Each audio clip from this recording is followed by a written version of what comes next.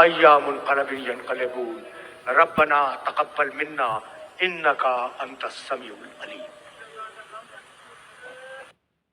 ہم پڑھتے ہیں اور ان کا گھر ایک علامت تھا کہ دنیا کی کون سی ایسی جائز نعمت ہے جو عبداللہ کے گھر میں نہیں ہے.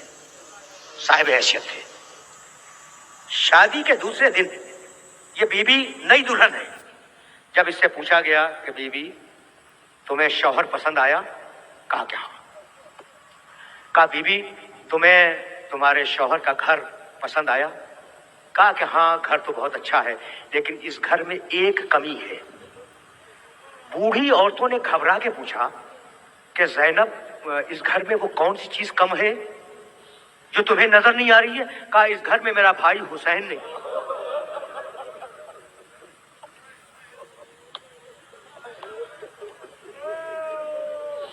بس میرے عزیزوں، میرے دوستوں، تقریر اس مرحلے پر ختم ہو رہی ہے.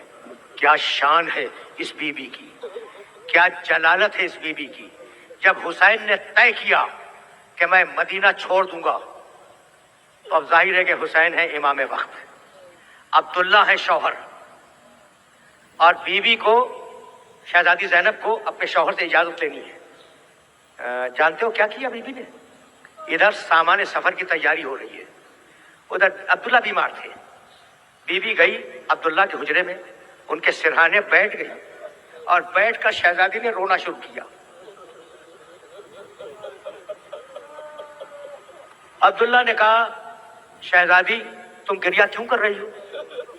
کہا عبداللہ تمہیں تو معلوم ہے نا کہ میرا بھائی آج مدینہ چھوڑ کے جا رہا ہے.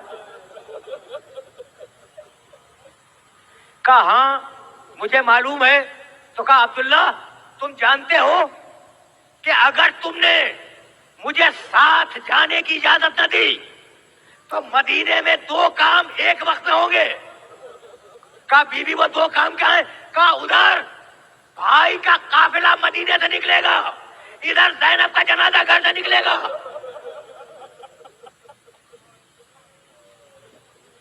کہا بی بی حسین امام وقت ہیں، ان کا حکم میری اطاعت، ان کی مرضی میری مرضی، تم جاؤ.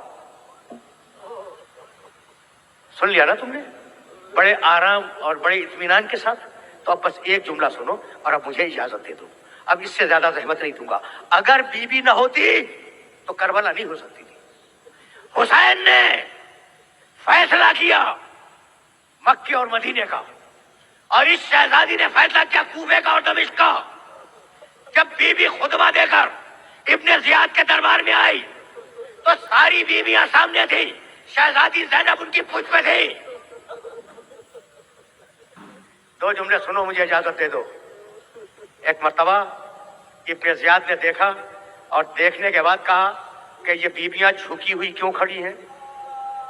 کہا امیر جس رسی میں ان بیویوں کے شانے بندھے ہوئے ہیں اسی رسی میں ایک چھوٹی سی بچی کا گلا بھی بندھا ہوا ہے. اگر بیویاں سیدھی کھڑی ہو جائیں تو بچی کا دم گھٹ جائے. بس دو جملے سنو، دو جملے. بیوی نے ابھی کوفے کے بازار میں خطبہ دیا ہے، اب دربار میں آئی ہے. کہا اچھا ایسا کرو، ابن زیاد نے کہا ایسا کرو ان بیویوں کو بیٹھنے کی اجازت دے دو اور بچی کے گلے کو ذرا سا ڈھیلا کر دو. تم نے گریہ کیا، تقریر تمام ہو گئی. اب اس سے زیادہ زحمت نہیں دوں گا. بیٹھ گئی بیویاں، بچی کا گلا ڈھیلا ہو گیا. اب ابن زیاد نے کہا یزید کی فوج کے ایک سپاہی سے کہ ذرا ان بیویوں کا تعارف کرا دے. بہت غیرت مند ہو نا. دنیا کا کوئی انسان بھرے دربار میں اپنی ناموس کا نام پسند نہیں کرے گا. یہ کلیجہ تھا میرے بیمار امام سید سجاد کا.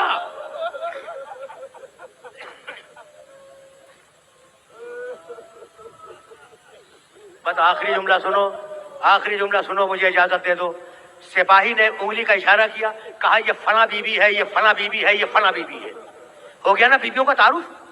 ابن زیاد نے یہ محسوس کیا کہ کوئی بیوی ان بیویوں کے پیچھے چھپنے کی کوشش کر رہی ہے. کہا سپاہی وہ بیوی کون ہے؟ وہ کون ہے؟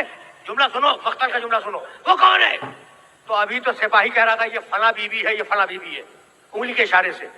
जैसे ही पूछा वो कौन है, सिपाही कांपने लगा। कहा अमीर आहिस्ता बोल आहिस्ता, वो फातिमा जहरा की बड़ी बेटी ज़ैनब है।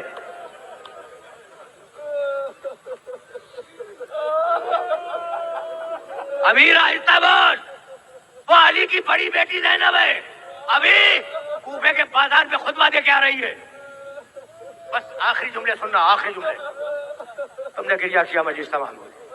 कहा बीवियों को हटाओ। इब्ने ज़ियाद कूफे का हाकिम, कहा बीवियों को हटाओ, मैं अली की बड़ी बेटी से बात करना चाहता हूँ। शिमर ताजियाना लेके बढ़ा। अब शहजादी ये कैसे बर्दाश्त करती कि किसी बीवी पे ताजियाना उठ जाए। शहजादी उन बीवियों के पीछे से खड़ी हुई और खड़े होने के बाद उसने आवाज दी कि इब्ने ज़ियाद तू मुझसे क्या बात करना चाहता है। जुमला यही है मख्तल में, इब्ने ज़ियाद तू मुझसे क्या बात करना चाहता है। बीबी की आवाज दरबार में बुलंद हो गई। एक सहाबी, नाम सुनते जाओ, हजरत अब्दुल्लाह इब्ने अफीफ किंदी रज़ी अल्लाह ताला अन्हु। ये नाबीना है, पैगंबर के सहाबी हैं, अली के दोस्त हैं, दोनों आंखें नहीं हैं और उम्र बड़ी तवील है, 80 से ऊपर है, बल्कि बाद लोगों ने 95 बरस तक लिखी है। वो अली के बड़े दोस्त हैं। वो बैठे हैं दरबार में, नाबीना है, कुछ नहीं मालूम। जैसे ही बीबी की आवाज बुलंद हुई कि इब्ने ज़ियाद तू मुझसे क्या बात करना चाहता है, ये आवाज गई इब्ने अफीफ के कानों में। मुड़ के पहलू वाले से पूछने लगे कि ऐ शख्स क्या अली जिंदा होके आ गए।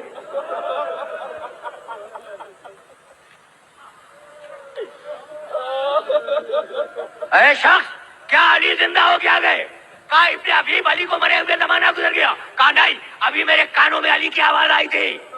कहा नहीं इब्ने अफीफ नहीं, जुमले सुनो जुमले।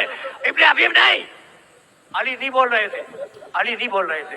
कहा देखो मेरी पूरी जिंदगी रसूल और अली के साथ गुजरी है, वही लहजा था, वही अंदाज था, वही तेवर था, वही अंदाज गुफ्तगू था, अली बोल रहे थे। कहा नहीं।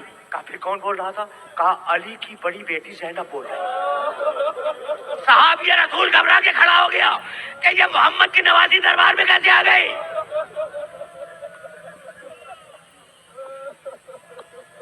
तुमने गिरिया किया, मजलिस तमाम हो गई ना। देखो मैंने बड़ी जहमत दे दी, मैं बहुत माजरत खा हूं, लेकिन ये जुमला सुनते जाओ ताकि वाकया मुकम्मल हो जाए। साहबी रसूल घबरा के खड़ा हो गया कि ये मोहम्मद की नवासी दरबार में कैसे आ गई। कहा इब्ने ज़ियाद, साहबी रसूल कह रहा है, इब्ने ज़ियाद खुदा तुझ पे लानत करे। जलाल आ गया ना साहबी को, इब्ने ज़ियाद खुदा तुझ पे लानत करे। कहने लगा इब्ने ज़ियाद कि इब्ने अफीफ मैं तुम्हारी सहाबियत का एहतराम करता हूं। रोने लगे, मेरे नबी का बूढ़ा साहबी रोने लगा। कहा मेरी सहाबियत का एहतराम करता है और मोहम्मद रसूलुल्लाह की नवासिया दरबार में खड़ी है। खुदा खुदा तुझ पे लानत करे। अब आखिरी जुमला सुनना। तुमने गिरिया किया, मजलिस तमाम हो गई। आखिरी जुमला सुनो। 2 मरतबा कहा ना, इब्ने अफीफ ने 2 मरतबा कहा खुदा तुझ पे लानत करे, खुदा तुझ पे लानत करे। तो इब्ने ज़ियाद को गुस्सा आ गया। उसने जल्लाद को इशारा किया, इस बुढ़े की गर्दन सरे दरबार काट दो, दरबारी में काट दो, इस बुढ़े की गर्दन, इसे कत्ल कर दो। जल्लाद ने तलवार खींची और चला इब्ने अफीफ को कत्ल करने के लिए। ठीक, अब सुनोगे। उस भरे हुए दरबार में इब्ने अफीफ के कबीले के बहुत से जवान बैठे थे। ये आखिरी जुमला है मेरी तकरीर का। उन्होंने तलवारें खींची और खींचने के बाद अलम की और कहा इब्ने ज़ियाद ये बुढ़ा लावारिस नहीं है। इब्ने ज़ियाद ये बुढ़ा लावारिस नहीं है। अगर किसी ने हाथ लगाया तो हम दरबार में खून की नदियां बहा देंगे। कहा ले जाओ, अपने बूढ़े को ले जाओ। तो ये कहते हुए ले चले कि जिसका वारिस जिंदा हो उसे कोई हाथ नहीं लगा सकता। ज़ैनब ने रुख किया मदीने का कि नाना अब वो जमाना आ गया कि सहाबी की मदद करने वाले आ जाए, नवाजी की मदद करने वाला।